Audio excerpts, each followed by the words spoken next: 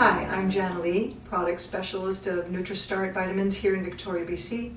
And I have today here Ken Peters, who is the research and development personnel on our team and also helps with the formulation of our products.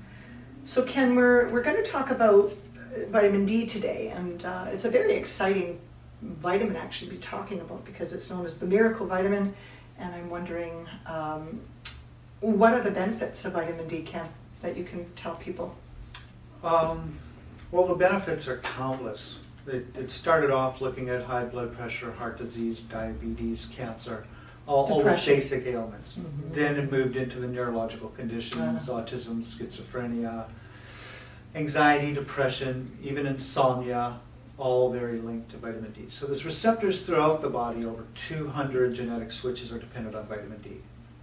We wrote an ebook we got a hard copy which is available through health food stores that distribute our products, and a free ebook that you can download from our website. And so that covered all the primary things about vitamin D.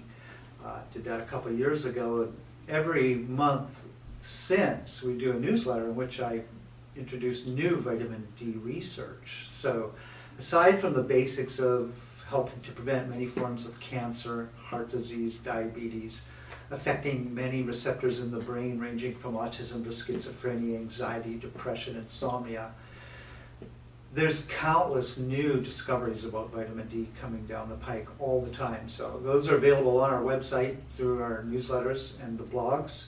Yeah, I recently heard when we were doing the health show that a lady came up to us and said, I'm a reborn again D person. She said it literally cured her vertigo. Right.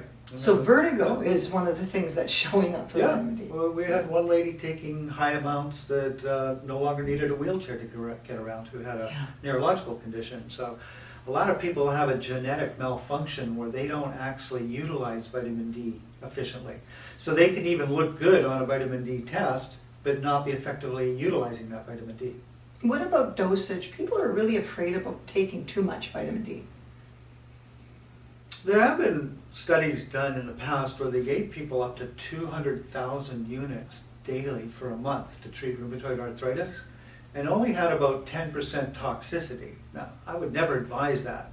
I certainly advise anybody taking over 5,000 a day to ensure they take vitamin K, because D can cause hypercalcemia, too much calcium in the blood.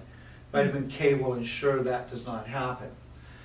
Usually you want to talk to a health professional to determine therapeutic doses of vitamin D. I personally am comfortable taking up to 5,000 5 days a week.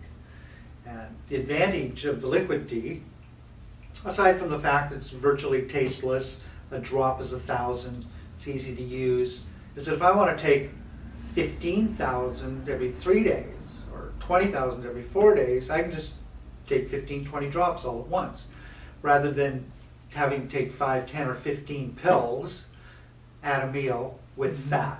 Mm-hmm. Now, capsules are well digested, soft gel capsules with fat in them, at a meal with fat, but again, because Canada restricts us to 1,000 per serving, you need many of those pills very often, and the liquid's just much more convenient. So, what about the advantage of the liquid over capsule and tablet?